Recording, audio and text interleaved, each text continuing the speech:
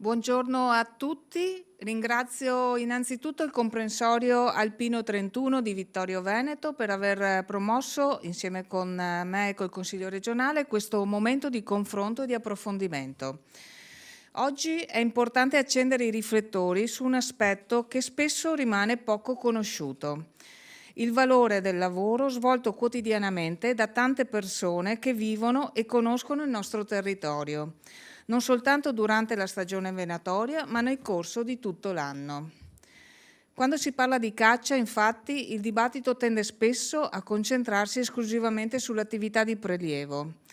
Esiste però una realtà più ampia, fatta di impegno, competenza e volontariato. Una presenza costante nelle nostre montagne a tutela degli equilibri naturali e del patrimonio ambientale. La cultura venatoria ha radici profonde e si sviluppa nel tempo attraverso una crescente consapevolezza del ruolo che la conoscenza scientifica e la preparazione rivestono nella gestione della fauna. Già nel 1935 il famoso ornitologo principe Francesco Chigi Albani della Rovere ricordava come la legislazione sulla caccia presuppone una preparazione culturale orientata verso la zoologia in tutti i dirigenti e in tutti i gregari della caccia. Queste parole sottolineano un principio ancora oggi attuale: la gestione della fauna selvatica non può prescindere dalla conoscenza, dall'osservazione del territorio e anche dalla capacità di comprendere gli equilibri naturali. La conservazione della fauna e la tutela delle tradizioni venatorie si fondano infatti sull'impegno di persone che scelgono di mantenere, valorizzare e proteggere questa risorsa nel tempo. In questo percorso il cacciatore riveste un ruolo importante, perché è una figura che vive il territorio in modo diretto e continuativo, ne conosce i cambiamenti, le fragilità e le esigenze. La sua presenza, quando accompagnata da responsabilità e rispetto per l'ambiente, rappresenta una risorsa per la conoscenza e per la salvaguardia degli ecosistemi. I volontari del comprensorio alpino, in particolare del comprensorio alpino 31 di Vittorio Veneto, svolgono attività fondamentali per la conoscenza e la gestione della fauna selvatica, attraverso censimenti e monitoraggi indispensabili per una corretta gestione del territorio. Allo stesso tempo dedicano tempo ed energie alla manutenzione dei sentieri, alla cura dei boschi, al recupero delle aree degradate e alla valorizzazione di luoghi che appartengono all'intera comunità. È un lavoro spesso silenzioso, lontano dai riflettori, ma che rappresenta un contributo concreto alla tutela della montagna e alla sua fruibilità da parte di tutti: residenti, escursionisti, famiglie e visitatori. Credo fortemente che la gestione sostenibile del territorio debba nascere dalla collaborazione tra istituzioni, associazioni, comunità locale e mondo scientifico, con l'obiettivo comune di conservare la biodiversità, mantenere gli equilibri ambientali e garantire un futuro alle nostre aree montane. In questo percorso chi frequenta quotidianamente il territorio rappresenta una risorsa preziosa, perché conosce i suoi cambiamenti, le sue fragilità e le sue necessità. La tutela della fauna selvatica e dell'ambiente richiede infatti che ci sia partecipazione, responsabilità e un rapporto equilibrato tra uomo e natura. Oggi vogliamo quindi raccontare una parte importante di questa realtà, quella di un volontariato che si prende cura della montagna e che contribuisce concretamente alla salvaguardia di un patrimonio naturale che appartiene a tutti noi. E quindi io ringrazio davvero di cuore per la loro presenza qui oggi il Presidente del Comprensorio Alpino di Vittorio Veneto, Franco Alpago, e la consigliera delegata per gli ungulati Jessica De Toffoli, ricordando che con loro recentissimamente abbiamo potuto vivere un momento importante, poi ce ne parleranno, l'apertura di un bivacco importante nella zona del Vittoriese, nella zona dei monti nostri del Visentin, con la presenza anche dell'assessore all'agricoltura e alla caccia Dario Bond, che colgo ancora l'occasione per ringraziare per la sua presenza importante sul territorio locale. E quindi invito Franco Alpago, il Presidente, ad avvicinarsi e anche alla consigliera Jessica De Toffoli per raccontarci nel concreto tutto ciò che loro fanno e di cui li ringraziamo di cuore. Buongiorno a tutti e ringrazio subito immediatamente la consigliera Sonia Brescaccin che ci dà questa opportunità. Ringrazio anche Marco Tappari per questa grandissima opportunità che ci è data. È un'opportunità che noi abbiamo colto al volo, perché parlare di caccia al giorno d'oggi non è poi così semplice, e quindi ringrazio veramente di nuovo di cuore per questa grandissima opportunità che ci è data. Parto subito con i numeri del comprensorio alpino di Vittorio Veneto. I soci che noi siamo 184 soci, e gestiamo praticamente il territorio del comune di Vittorio Veneto. Gestire vuol dire gestire dal punto di vista faunistico e anche operativo il comune di Vittorio Veneto. La premessa, prima delle slide che andiamo a vedere, è quella di dire che la caccia sta rapidamente cambiando, come sta rapidamente cambiando la società. E quindi anche il cacciatore, quello più accorto, quello più avveduto, ha capito questa grandissima differenza che c'è fra il cacciatore di una volta, che era impermeata, più che altro la caccia era impermeata solo ed esclusivamente sul prelievo. Al giorno d'oggi abbiamo e dobbiamo invece gestire quello che è il patrimonio faunistico che lo Stato ci consente di gestire, e quindi il prelievo è un fattore secondario rispetto a quello che è la gestione. Quindi questa è la grossa premessa e la grossa nostra sfida per il futuro, cioè cambiare la mentalità di quello che è il pensiero sia della società sia ancora di più del cacciatore. Allora, la prima cosa che facciamo e che dobbiamo dire è che il territorio di per sé va gestito. Che se ne dica, l'uomo ha plasmato il territorio, lo ha plasmato nei secoli, e che se ne dica, appunto, non è che l'uomo non interagisce con la fauna. La fauna ha interagito con l'uomo nei secoli, nel bene e nel male. Adesso abbiamo più consapevolezza sicuro di quello che era del passato, di cosa vuol dire gestione e la gestione della fauna. E questa gestione deve essere una gestione fatta di è una risorsa rinnovabile e che deve avere una continuità, ma non rinnovabile, ma anche di crescita, senza però andare a intaccare quelle che sono le caratteristiche del luogo, e senza che ci sia, anzi, e che ci sia una convivenza sostenibile con l'uomo, perché anche l'uomo ha le sue attività nel territorio e quindi le due cose devono essere sostenibili.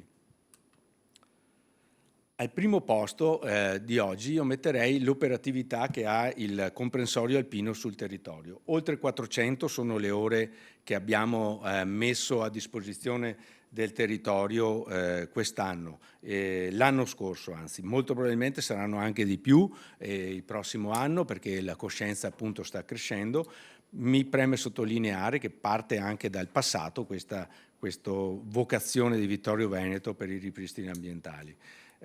Siamo sul territorio per far cosa? Come ha accennato prima la consigliera Sonia Brescaccin, mantenere quei sentieri perduti di una volta, dare fruibilità con nuovi sentieri alla montagna e mantenere e pulire quelli che sono i prati, le vere praterie alpine, perché mi preme sottolineare ancora una volta, il bosco è bellissimo, ci si cammina, però gli animali non trovano tanto da mangiare nel bosco. E quello che è il prato invece è un vero e proprio, una vera e propria fonte di biosostenibilità, di capacità trofica per gli animali.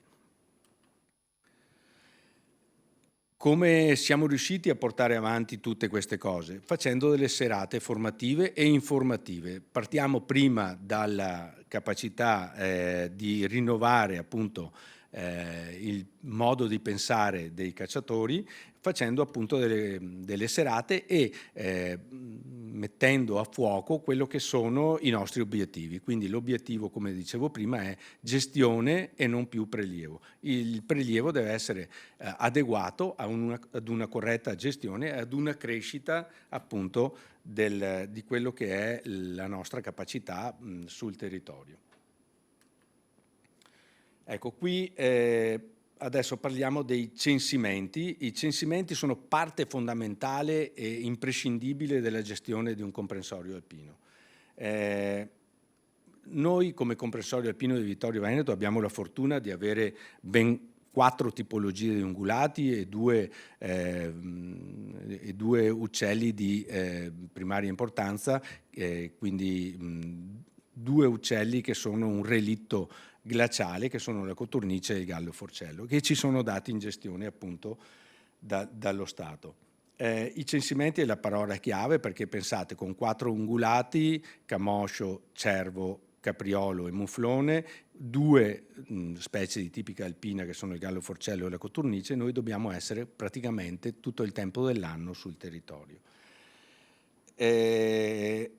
A questo punto adesso vediamo magari con Jessica quelli che sono per tipologia le date, anzi il numero di volte che noi siamo sul territorio. Il numero di volte che, come vedrete, lega tantissimo il cacciatore al territorio, perché praticamente quasi ogni settimana, quasi ogni mese si è chiamati ad andare a contare e gestire in un modo, non solo contare, ma vedremo poi più nel dettaglio cosa fa quando uno dice censimento, siamo chiamati appunto nel territorio per gestire questa cosa. Buongiorno a tutti e grazie ancora dell'invito. Allora, in merito ai censimenti, come diceva il Presidente Franco Alpago, il comprensorio alpino si impegna nei censimenti dei 4 ungulati che sono sul nostro territorio, più le 2 specie di tipica alpina che abbiamo la fortuna di avere. I censimenti coinvolgono tutti i soci del comprensorio, più o meno in forma volontaria, poi vedremo il perché. E la parola chiave per i censimenti è il monitoraggio. Cosa vuol dire? Monitorare le specie che sono sul territorio, non solo per numero, ma anche per sesso, età e quindi classificazione di tutte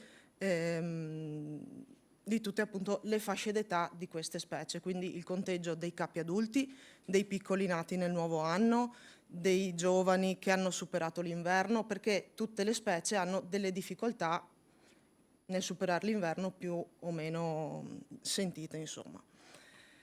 La prima specie che andiamo a censire sul nostro territorio è il camoscio. Il comprensorio di Vittorio Veneto ha scelto di fare il censimento primaverile al camoscio durante la stagione pre-primaverile, quindi a inizio marzo, quando sulle montagne c'è la vegetazione ma non è ancora fitta di foglie. Questo ci ha permesso in questi anni di fare un censimento adeguato, vedere molti animali, e quest'anno la popolazione censita si è stabilita sui 68 elementi conteggiati. Questo ci dà l'idea che comunque la popolazione sia molto più numerosa, perché i capi censiti sono sempre inferiori a quelli reali. E nel censimento primaverile noi possiamo vedere la proporzione tra maschi e femmine. Nel censimento estivo invece noi andiamo a conteggiare soprattutto i piccoli nati, che nascono, che sono vivaci, che si trovano sulle rocce, corrono, giocano e quindi sono ben visibili assieme alle femmine madri, o comunque per la struttura sociale del camoscio le femmine e i piccoli stanno insieme nel primo periodo dalle nascite. Questo ci ha permesso di censire almeno 18 piccoli nati, che per noi è un numero buono, cioè è un buon numero, perché vuol dire che la nostra popolazione di camoscio è in crescita, stiamo gestendo bene il territorio e stiamo gestendo bene anche i piani di prelievo. Il secondo capo che andiamo a censire è il capriolo. Il capriolo è una specie che nella zona di Vittorio Veneto è distribuito nell'intero comprensorio, dalle zone di vigneti e quindi campagna fino alle zone di alta montagna. E per questo l'impegno richiesto è di tutti i soci.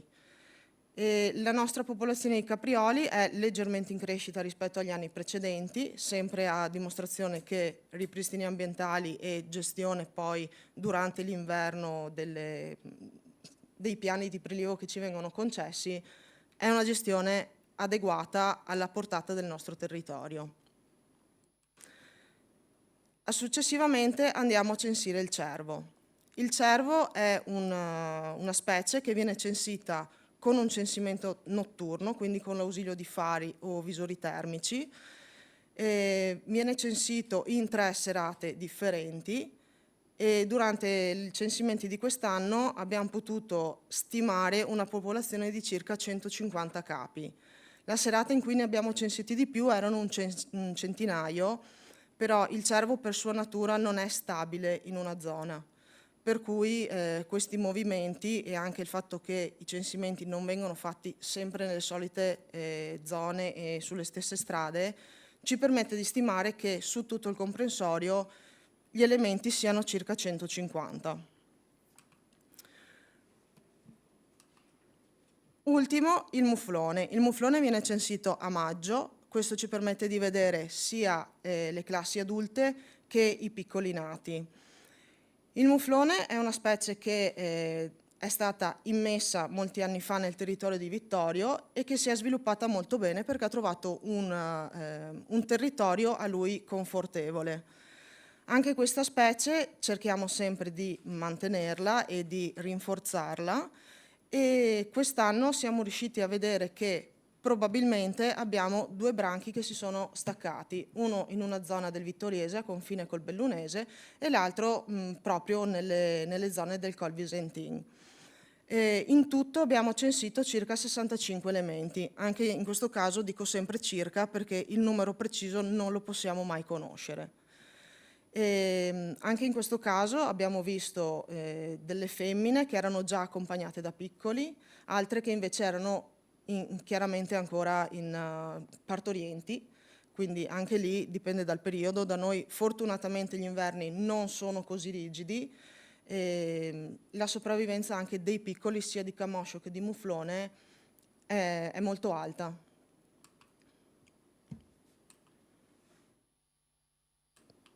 Eccoci qui. Dopodiché si arriva al gallo forcello, che è materia del nostro presidente. Sì, come avete visto, l'impegno dei cacciatori per il censimento di queste 4 specie è notevole. Dopodiché tutti i dati, un'altra precisazione, dopodiché tutti i dati che noi raccogliamo e i censimenti che noi facciamo sono sempre guidati da Polizia Provinciale, per cui sono dati estremamente attendibili. E tutto questo viene inviato naturalmente ad ISPRA per tutte le elaborazioni del caso. Non è che il cacciatore si metta a fare poi i piani di prelievo. I piani di prelievo vengono gestiti e poi redatti da ISPRA, quindi ecco, ci tenevo a sottolineare questa cosa. Il buono stato di salute sicuramente di questi ungulati è dovuto comunque al fatto che 400 ore di impegno danno i propri frutti, lo abbiamo visto anche con il capriolo. Passiamo adesso a 2 fiori all'occhiello, che ha Vittorio Veneto, la fortuna di avere 2 fiori all'occhiello in gestione, e una è la coturnice e l'altro il gallo forcello. 2 specie bellissime, fra l'altro abbiamo la fortuna appunto di avere questa grossa popolazione, discreta popolazione sul Visentin.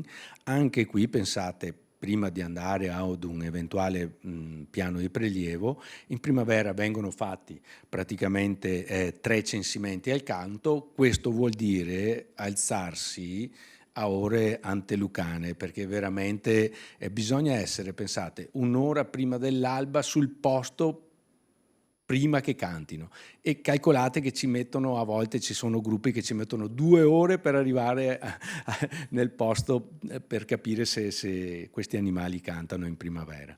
E anche qui, ripeto, siamo fortunatissimi, tutti i ripristini in montagna, in alta montagna che facciamo, quindi il tenere a posto i prati dove loro possono trovare i germogli in primavera e anche in tarda estate con gli eventuali insetti, ci danno conforto, perché vedete nella coturnice sono oltre 50 i soggetti censiti.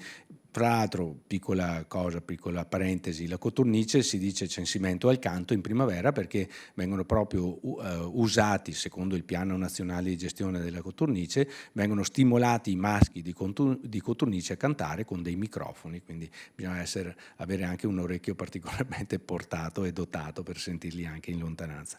Invece il gallo forcello no, lui non è stimolato più di tanto dal microfono, ma è più stimolato appunto dalle arene che lui si presenta a fare, e c'è questo combattimento bellissimo fra l'altro da vedere, è una cosa, uno spettacolo, uno dei più belli che si possa vedere proprio in natura, le arene del gallo forcello. Anche qui per chi è appassionato proprio aspettare l'alba in montagna con il gallo forcello che inizia a cantare in sottofondo è un qualcosa che veramente pochi possono resistere a questa bellezza. E anche per il gallo forcello, nonostante negli ultimi anni ci sia stato un calo, adesso è in discreta ripresa e quindi siamo veramente contenti che sia in discreta ripresa. Evidentemente anche qui tutto il lavoro che viene fatto e che faremo, sono sicuro, per questi due animali porta insomma a qualche risultato. Ripeto, due animali bellissimi, il gallo forcello è bellissimo perché è un relitto dell'era glaciale qui da noi, subito dopo è arrivata anche la coturnice che si è stabilizzata nei pendii soleggiati e poco nevosi o un po' più riparati delle montagne. Ecco, un'altra specie che noi andiamo a monitorare è la becaccia. La becaccia non è un uccello che vive qui da noi, arriva in autunno, però per monitorare il suo buono stato di salute sui prelievi vengono prelevate delle punte delle ali e mandate anche qui tramite ISPRA o tramite associazioni venatorie alla valutazione dello stato di salute della specie. In che modo si valuta lo stato di salute della specie? Si valuta quanti giovani vengono prelevati ogni 100 beccace. Quindi per sapere se lo stato di conservazione è buono oppure non è buono bisogna avere anche questo dato. In più in primavera, con l'ausilio dei cani, bisogna anche andare a valutare quanti sono le beccacce che tornano di ripasso. Mi sono dimenticato prima sulla coturnice, ma faccio un breve passaggio veloce. Anche adesso ad agosto dovremo fare altri 3 censimenti per valutare come sono andate le covate, quindi 3 in primavera, 3 in autunno, in tarda estate, per valutare la quantità delle covate, la quantità dei giovani, perché è sui giovani che poi viene fatto l'eventuale piano di prelievo. Ricordo sempre, eventuale piano di prelievo. La grossa importanza del coinvolgimento sociale. Quando noi facciamo i censimenti cerchiamo di invitare o di portare con noi anche gente che generalmente non va a caccia o che non conosce molto della caccia. Magari ecco, qualche giovane è anche abbigliato in modo adeguato, ma vediamo qui 2 ragazze che era la prima volta che venivano in montagna e che si sono messe anche loro e sono rimaste estasiate dal fatto di fare dei censimenti. Quindi il coinvolgimento anche di chi non è cacciatore, secondo noi, è una delle cose fondamentali per imparare un mondo che magari è sconosciuto. Per la lepre sempre di più ci sposteremo e abbiamo voglia di spostarci in una gestione della lepre. Se per anni la lepre è stata magari immessa sul territorio nel tardo fine inverno per poterla poi prelevare in autunno, da quando abbiamo iniziato a rivedere proprio il sistema di gestione ci sta dando degli ottimi risultati. L'altra cosa che noi possiamo dire sulla lepre è che abbiamo chiuso praticamente tutte le zone di pianura dove ci potevano essere dei contrasti con le attività umane o con le persone, e lì abbiamo fatto delle ZRC, zone di ripopolamento e cattura, e tutte queste lepri recuperate nelle ZRC, dove comunque ci sono strade, case, cani, gatti, vengono prelevate in fine inverno, e invece di prenderle dall'allevamento, le andiamo a rimettere sul territorio in alta montagna o nelle zone di ripopolamento e cattura dell'alta montagna, in modo che per espansione possono arrivare dappertutto. Ecco, una cosa fondamentale per il comprensorio alpino, ma penso per tutti i comprensori, è la gestione del cinghiale e della PSA. Sappiamo benissimo tutti cosa è la PSA, quindi peste suina africana, e anche Vittorio Veneto, come tutti gli altri comprensori alpini, è impegnato nel controllo. Qui non parliamo più di caccia o di selezione, ma questo è il controllo del cinghiale, quindi un'attività che si svolge di notte. Sappiamo benissimo qual è la difficoltà appunto del cinghiale, è un animale estremamente diffidente, e quindi il prelievo e il controllo viene fatto di notte. Mi preme sottolineare che comunque Vittorio Veneto, proprio di tasca sua e con l'ausilio di tutti i soci, ha installato a breve una cella frigorifera proprio per lo stoccaggio delle carcasse di cinghiale e per la valutazione da parte dell'ULSS del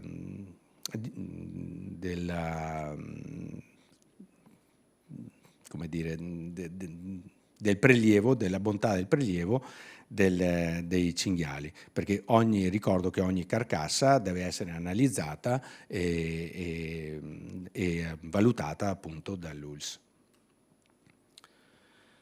In supporto alle attività agricole, con concessione naturalmente di Regione Veneto, abbiamo il controllo di quelle che sono le specie invasive o specie opportuniste, scusate, quindi invasive come il colombo, opportuniste come può essere la cornacchia, la volpe oppure la nutria, impegnati anche qui durante quasi tutto il tempo dell'anno, insomma, a parte nei mesi primaverili dove ci sono le nascite, poi tutto il resto dell'anno siamo impegnati appunto nel controllo quando gli agricoltori chiamano, in accordo naturalmente sempre con Polizia Provinciale. Qui ci tengo proprio a sottolinearlo, il rapporto che c'è con Polizia Provinciale sulla gestione proprio del patrimonio che ci è dato. Tornando a tutti i censimenti e a tutte le gestioni, noi fra i primi ci siamo fatti noi, praticamente a Vittorio Veneto, su segnalazione dei cacciatori o degli amici di cacciatori, un database dove andiamo a vedere dove sono stati gli incidenti stradali, e indirizziamo poi, o tramite prelievi o tramite catture, indirizziamo le nostre energie nel spostare appunto eventuali animali e spostarli in zone dove diminuisce questa possibilità, insomma. Col Comune di Vittorio Veneto abbiamo iniziato un percorso sull'ex aeroporto di Vittorio Veneto, e anche lì ci siamo inseriti e abbiamo fatto il monitoraggio della avifauna e anche della fauna come le lepri, le volpi o i ricci o altro, di notte questi, e l'avifauna al mattino, proprio per dare dei numeri per eventuali, insomma, nuove destinazioni del campo di Vittorio Veneto. Insieme a tutto questo naturalmente viene promossa quella che è un'attività sociale, sono le attività cinofile. Vittorio Veneto si distingue per due gare, tutte e due a livello nazionale, e sono una gara su Beccacce in primavera, che funge comunque poi sempre per attività di controllo, di monitoraggio, e l'altra, altra bellissima gara, è una gara con i cani da seguita sulla lepre, e anche questa serve sempre e comunque per il monitoraggio del territorio e appunto del numero. Quindi pensate un po', tutte le attività di censimento, le attività cinofile, le attività di controllo, quanto noi siamo sul territorio, quanto siamo capaci di gestire un territorio. E in ultimo, ma non per ultimo, per grande nostra soddisfazione, e qui ringrazio Sonia di aver partecipato anche lei all'inaugurazione, anzi all'apertura del bivacco del Pian dei Grassi. È una finestra, come vedete, su Vittorio Veneto, e siamo stati felicissimi di questa inaugurazione. Come nasce velocissimamente questo percorso del bivacco dei Pian dei Grassi? È una collaborazione, questa è una grandissima collaborazione. Il bivacco Pian dei Grassi è di proprietà dell'Unione Montana, insieme e con una collaborazione insieme ad un pastore, Mattia Marchesi, della zona, siamo riusciti a vincere questo bando e riportare finalmente, dopo tantissimi anni, dopo 60 anni, al pascolo delle mucche proprio in prossimità del bivacco, quindi sui terreni adiacenti, sempre dell'Unione Montana Prealpi Trevigiane, e riattivare questo pascolo. Quindi siamo estremamente orgogliosi proprio di questa cosa.